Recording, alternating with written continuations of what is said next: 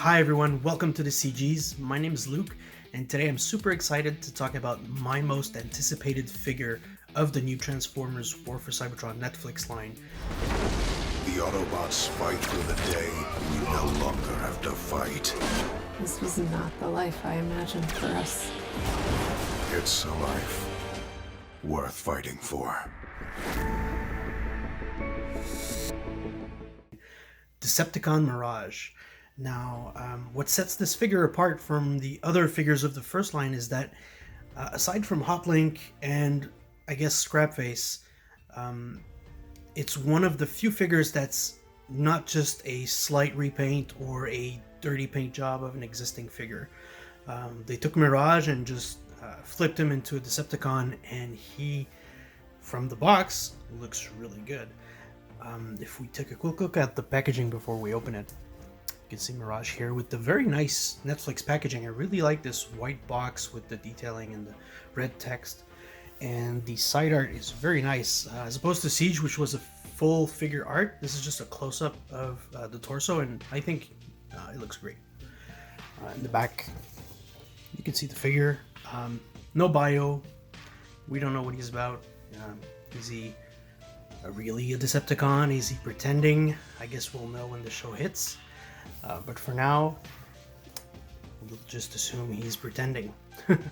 And this is the art for the series itself, which looks really good. Alright, so I'm going to open him up and we'll see what he's about.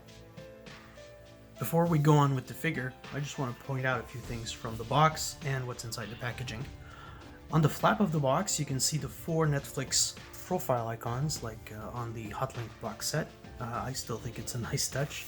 There's also instructions, which are fairly basic, and a piece of cardboard for a diorama for the Ark, the inside of the Ark, I believe.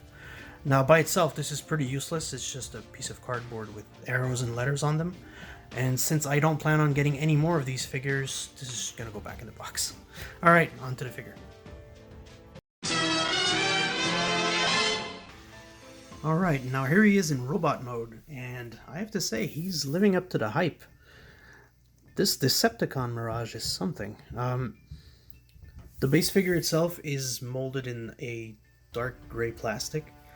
It has a lot of paint applications that are really well done. A lot like Hotlink and the other Netflix series figures, there's like a gradient of paint that's being applied to lots of parts, the arms, the shoulder pads / the spoiler. There's also some fairly complex damaged paint application here. There's battle damage on the leg, on the shoulder pads, and it's actually well done battle damage. It's much better done than the other Netflix series figures I find, like Sideswipe and Megatron. I saw them in person and I thought the battle damage was not nearly as well done as it is on this figure. Aside from the blue and the purple on the arms and legs and the chest, there's some matte paint applied to the head and to the upper chest here. The weapons themselves are unpainted and are the same as Mirage's. One thing to note, on the packaging, Decepticon Mirage has his shoulder weapon on the opposite shoulder as a regular Mirage. That's why he's on there as well. I guess it's a way to throw people off that he's really not Mirage. I don't know. If we look at the back, not much paint. There's a different colored plastic here and here that's been used. The wheels are painted, just like on the Autobot version. And if you notice, there's no clear plastic. This is the same type of plastic used for the rest of the figure, so as opposed to the Autobot Mirage, who had clear plastic, which is more prone to breakage. When it comes to articulation, this figure is fully posable with articulation at the waist, knees, ankles, the arms, upper and lower. There's no wrist rotation because of the transformation, and the head just rotates left and right. But otherwise, yeah, this figure can strike some really cool poses. A lot like most of the figures of the Siege line. You can even, pose the spoiler in more horizontal ways. The weapons are unpainted, as opposed to Mirage's shoulder cannon, which was black. The missile could come off, and makes for a good-looking shoulder launcher without it. The missile could also be used as a pistol or a grenade. And here he is compared to the Siege Autobot Mirage. They are an identical mold. They did not use the head sculpt from the translucent version that came with the Impactor, but that's not really a big deal. The Decepticon figure looks really great. And here he is with Otlink, and they look good together. Their color palettes match well. There's all the issues I had with Otlink about him being very tight when transforming. It wasn't the case with Decepticon Mirage. The figure is not loose, but it's not overly tight either. It's perfect. There's no issues transforming him thus far. And yeah, the quality of the paint applications is just as good as it is on Hotlink. They're both very high quality figures from that line. Seriously, I'm impressed. Alright, let's get him transformed into a space race car mode. And here is the fiendish Decepticon Mirage in car mode. And yeah, it's Mirage. It looks good. It's not great. It's good. I think it's missing maybe something here. I'll get into it a bit later, but let's take a look at the details first. Now the paint job here starts blue, goes bare here plastic, goes into purple, into the back here for some more blue and battle damage. There's a bit of battle damage here. The wheels are painted. It's a darker chrome or gunmetal gray than the Autobot version. Here there's some nice damage. The back is very nice. I like that it's mostly blue with the spoiler a bit faded, and the spoiler here, the bigger spoiler I guess I would say, has a lot of damage. Very nicely done. As for the cockpit and the front of the car, the cockpit could have been painted.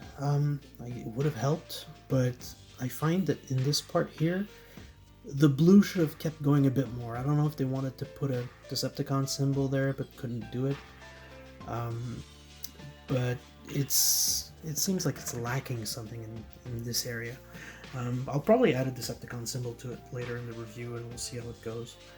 But it's a good figure in car mode, and it's a good addition to the Decepticons. But it's much better, I find, in robot mode than it is in car mode. Nice blue there, though. If the whole car was like this, wow, But it just turns to unpainted plastic here. Kind of messes things up a bit. Let's compare him to Autobot Mirage. Now, if we look at both,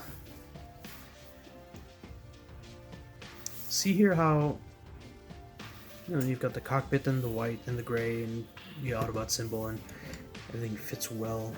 It doesn't feel as bare. I guess the sponsor logo might help a bit too, but I figured this Decepticon doesn't need sponsors. Let's compare the back real quick.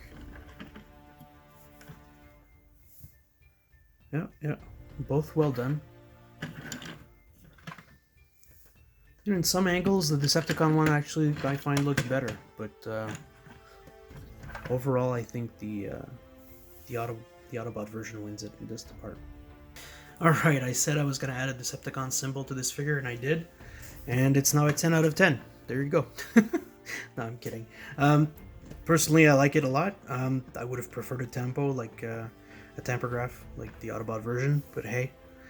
I guess if Hasbro figured it was too expensive to put a tempo there, they're lost because it would have made a good figure even greater.